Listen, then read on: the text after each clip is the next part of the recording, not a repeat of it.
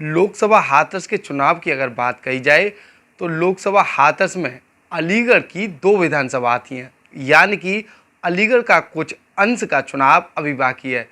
चुनाव से पहले ही लगातार जो है बहुजन समाज पार्टी के जो पूर्व में प्रत्याशी रह चुके हैं मेयर पद के, साथ ही विधानसभा का चुनाव भी उनके द्वारा लड़ा जा चुका है।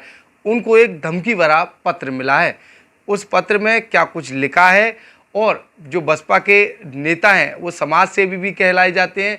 समाज सेवी नेता के साथ साथ बसपा में उनका एक अलग रुतबा है। लोकसभा हाथरस में बसपा लगातार जो है जो पार्टियां हैं अन्य दलों की, उन्हें फाइट देती हुई नजर आ रही है। सलमान शाही जी मेरे साथ मौजूद हैं, वो लगातार लोकसभा हाथरस में जाकर कैंपिंग कर रहे हैं। लेकिन उससे पहले ही एक चिट्ठी जो है उनके पास आई है। क्या कुछ उस चिट्ठी में लिखा हुआ है, ये सारी चीज़ें उनसे जानते हैं। किस तरीके की चिट्ठी आई है और क्या है उस चिट्ठी में?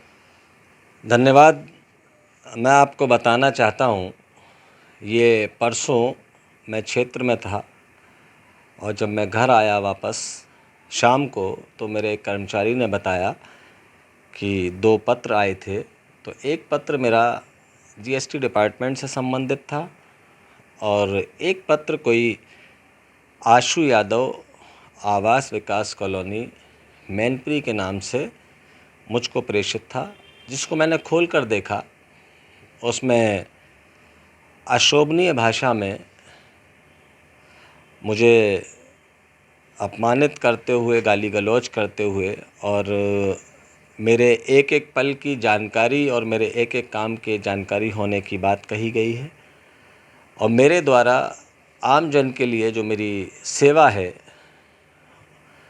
उसको जानकारी होने के साथ साथ उस सेवा के लिए मेरे पास पैसा है और असामाजिक तत्वों को, गुंडों को देने के लिए मेरे पास पैसा नहीं है, इस आशय का पत्र था।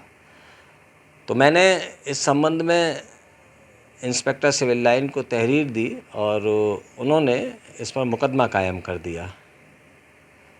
ये कोई पहला वाक़या नहीं है, इससे पहले भी मुझे धमकी भरे पत्र मिल चुके हैं, टेलीफोन के माध्यम से धमकियां मिल चुकी हैं, मेरे ऊपर जानलेवा हमला भी हो चुका है। लेकिन मेरा उद्देश्य समाज के कमज़ोर व्यक्ति की मदद करना, उसके साथ खड़े रहकर उसको न्याय दिलाना, ये मेरी जनसेवा का प्रमुख उद्देश्य है। और इससे मैं ना घबराने वाला हूँ इस तरह के पत्रों से, ना मैं डरने वाला हूँ। पहले भी पत्र मिले थे, तब भी मेरी सेवा जारी रही थी। आज भी पत्र मिला है तो मुकदमा पंजीकृत करा दिया है। ये पुलिस का काम है उसको ढूंढ कर लाए, और मेरी सेवा, मेरा संघर्ष और समाज के सबसे कमज़ोर आदमी की मदद, जो मेरे जीवन का मुख्य उद्देश्य है, वो सब जारी रहेगा। क्या कहना चाहेंगे, जैसे अब लगातार आप बसपा की कैंपिंग कर रहे हैं, अलीगढ़ में भी आपके द्वारा बसपा की कैंपिंग की गई, विधानसभा 2 बाकी हैं अलीगढ़ की, उनका चुनाव होना लगातार जारी है, लगातार कैंपिंग की जा रही है आपके द्वारा बसपा के लिए, तो क्या विपक्षी पार्टियों पर भी कह सकते हैं साफ तौर पर? क्या कहना चाहेंगे, किस नज़रिए से देखते हैं इस धमकी भरे पत्र को? देखिए, चूँकि मैं बहुजन समाज पार्टी से महापौर प्रत्याशी रहा, बहुजन समाज पार्टी का कार्यकर्ता हूँ, तो जाहिर है पार्टी का चुनाव है, पार्टी के चुनाव जो प्रत्याशी लड़ रहे हैं उनको जहां मेरी मदद की ज़रूरत होगी मैं उनकी मदद करने का काम करूंगा। और इस तरह से धमकियों से और उन पत्रों से मैं घबराने वाला व्यक्ति नहीं हूं। और जिस तरह से जो भाषा का इस्तेमाल किया गया है, ये राजनीतिक विद्वेष रखने वाले लोग, वो असामाजिक भी हो सकते हैं और राजनीतिक दलों से भी संबंधित हो सकते हैं। ये जांच का विषय है, इसकी जांच पुलिस को करनी है। मेरा काम है लोगों की मदद करना, वो मदद जारी रहेगी। मेरे ऊपर इस तरह के पत्रों से कोई फ़र्क नहीं पड़ने वाला। अगर कुछ लोग मुझसे हसद रखते हैं, दुश्मनी रखते हैं या मेरे कामों पर बैरियर लगाना चाहते हैं, तो लाखों लोग जो मुझसे प्यार करते हैं उनकी दुआएं मेरे साथ हैं। मौत ज़िंदगी अल्लाह के हाथ है, और जब मौत आनी होगी तो कोई नहीं रोक पाएगा। मैं इन चीज़ों से नहीं घबराने वाला। क्या कहना चाहेंगे अगर अलीगढ़ की अगर बात कही जाए तो भारतीय जनता पार्टी या फिर समाजवादी पार्टी या फिर बसपा पार्टी, पहले मुकाबला कुछ और था, लेकिन लगातार बसपा के द्वारा कैंपिंग की गई और चुनाव को एक अलग मोड़ पर लाकर खड़ा कर दिया।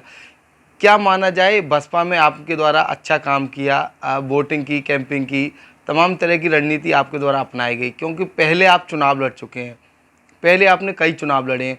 इन सारी चीज़ों को आगे रखते हुए आपने बसपा को जो कैंपिंग कराई, इन सारी चीज़ों का भी फ़र्क जो है कम करने के लिए लोग, क्योंकि लोकसभा हाथरस का चुनाव अभी बाकी है, लोकसभा हाथरस के चुनाव से पहले ये धमकी भरा पत्र आया है आपके पास, क्या कहेंगे? देखिए, मैं आपके चैनल के माध्यम से कहना चाहता हूँ, एक अच्छा समाज सेवी, एक अच्छा जनसेवक, वही एक अच्छा राजनेता बन सकता है। मैंने हमेशा कहा है कि सभी नेताओं का उद्देश्य मानव सेवा होनी चाहिए, तो मैं उस काम को कर रहा हूँ। और जहाँ तक बात है बहुजन समाज पार्टी की, तो मुझसे जुड़े हुए जो भी लोग हैं वो सर्व समाज के लोग हैं। मैं पहला ऐसा व्यक्ति हूँ यहाँ अलीगढ़ में जो जाति धर्म देखकर लोगों की मदद नहीं करता, और मैं जाति धर्म में बटा भी नहीं हूँ। तो कहीं ना कहीं जो लोगों का प्यार है, चूँकि मैं बहुजन समाज पार्टी में हूँ, तो लोगों का प्यार बहुजन समाज पार्टी के लिए रहा है और उसका बहुत आभार है। और बाकी जहाँ चुनाव होना है, वहाँ प्रत्याशी को जहाँ मेरी मदद की ज़रूरत पड़ेगी, मैं पार्टी का कार्यकर्ता हूँ, वहाँ मदद करने का काम करूँगा। हो सकता है इन चीज़ों पर डाइवर्ट करने के लिए, रोक लगाने के लिए, मानसिक दबाव बनाने के लिए मुझे ये पत्र भेजा गया हो। हालांकि पहले भी मेरे ऊपर हमला भी हुआ है, पहले और भी पत्र भेजे गए, मेरी रैकी भी हुई है, मुझे टेलीफ़ोन भी आए जेल से। तो मैं इन सारी चीज़ों को समझता हूँ और डरता नहीं हूँ किसी से, डरता सिर्फ ऊपर वाले से हूँ। बाकी जो मेरी किस्मत में होगा उसको कोई रोक नहीं सकता। मदद की जहाँ तक बात है, सेवा की जहाँ तक बात है, संघर्ष की जहाँ तक बात है, आपके चैनल के माध्यम से फिर कहना चाहता हूँ, ये जारी रहेगी। इसको कोई धमकी, कोई पत्र, कोई टेलीफोनिक धमकी, कोई हमला इसको नहीं रोक सकता। आखिरी सांस तक समाज के सबसे कमज़ोर आदमी की लड़ाई लड़ता रहूँगा। क्या कहेंगे जो एफआईआर आपके द्वारा दर्ज कराई गई है, इसमें 384 की बात हो या फिर 504, 506 की बात हो, कहीं ना कहीं साफ तौर पर चौथ इसमें दिखाई जा रही है, तो चौथ मांगी गई है आपसे, तो ये सारी चीज़ें जो है इसके पीछे किसका हाथ हो सकता है, सीधे तौर पर मैं ये जानना चाहूँगा। देखिए, ये अगर मुझको मालूम होता तो मैं ये अब तक तो जो है इस मामले को लेकर पुलिस के बड़े अधिकारियों से बात कर कर अब तक गिरफ्तारी भी करा चुका होता।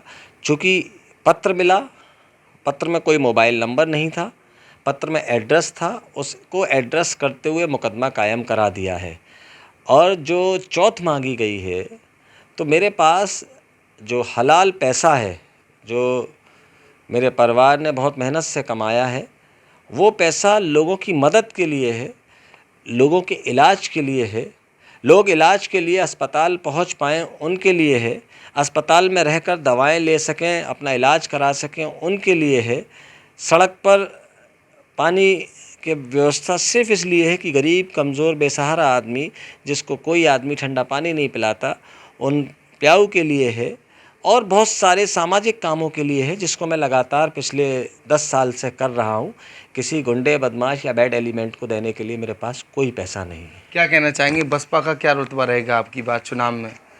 रिजल्ट जल्द आने वाले हैं, 1 महीना का समय जो वो बचा हुआ है, तो क्या कहेंगे बसपा किस ओर जा रही है? देखिए, जिस तरह से चुनाव चल रहा है, नतीजे जो है आश्चर्यजनक होंगे। और यहाँ अलीगढ़ में भी फाइट ट्रेंगुलर है, और ये तो 4 जून को ही पता चल पाएगा। लेकिन बहुजन समाज पार्टी अकेले अपने दम पर बहुत मजबूती से चुनाव लड़ रही है। बहुजन समाज पार्टी का गठबंधन जो है जनता के साथ है, और लोग बहन कुमारी मायावती जी के शासन को याद करते हैं, उनके शासन में जो योजनाएं सर्व समाज के लिए चलाई गई थी उनको याद करते हैं। कानून व्यवस्था जिस तरह की बसपा सरकार में थी, लोग उसको याद करते हैं। तो उसी सारी चीज़ों को मद्देनज़र रखते हुए ट्रेंगुलर फाइट है, और 4 जून को पता चलेगा कौन जीतेगा। लेकिन हम बहुत मजबूती से चुनाव लड़े हैं और परिणाम जो हैं आश्चर्यजनक होंगे। अलीगढ़ में जो लोकसभा जो चुनाव हुए उसमें परिणाम जो आश्चर्यजनक होंगे। सलमान शाहिद बसपा नेता हैं, उनके द्वारा बहुजन समाज पार्टी की जीत के दावे किए हैं। लोकसभा हाथरस के चुनाव अभी बाकी है, इनके द्वारा लगातार कैंपिंग की जा रही है। इन्हें रोकने के लिए लगातार धमकी भरे पत्र मिले, जिसको लेकर इनके द्वारा थाना सिविल लाइन में मुकदमा पंजीकृत करा दिया है। आगे आने वाले समय में किस तरह की कार्रवाई और इस पत्र को लेकर किस तरीके का खुलासा होगा, ये तो पुलिस जांच में पता चलेगा। फिलहाल सलमान शाहिद के द्वारा निडर होकर आगे लोकसभा की तैयारी करते हुए अन्य प्रत्याशियों को भी जीत दिलाने के दावे किए हैं।